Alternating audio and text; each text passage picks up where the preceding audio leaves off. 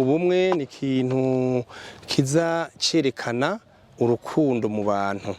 Benshi rero ko ravuga ubumwe ahanini baca barabana mu maso ukuntu umuntu asa aho ibambe suko.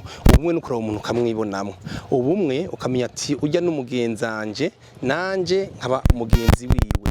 Hanyuma kandi ubumwe nuko mufatana mu nda atakintu kimwe kiriho gishobora kubacanishamwo mugashigikirana mukaba ikintu kimwe yaba mu kibano canke igihugu.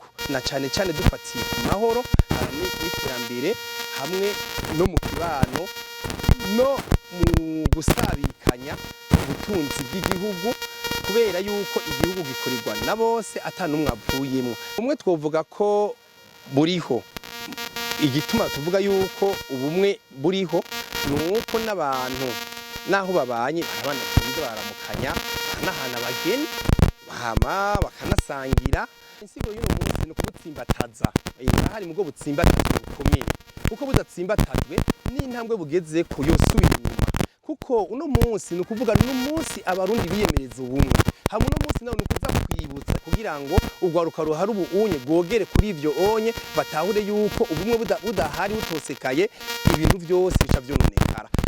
Nico gituma abantu bakwanira hamwe mu ntara zose z'igihugu mu ntumbero yo gukaburira abantu kubereka yuko ubumwe ari ngirakamaro na cane cane mu iterambere ry'igihugu no gufatana mu nda bigaca yibe inkingi y'amahoro mu buryo atandukanye bishobora kwaduka iyo abantu bashize hamwe.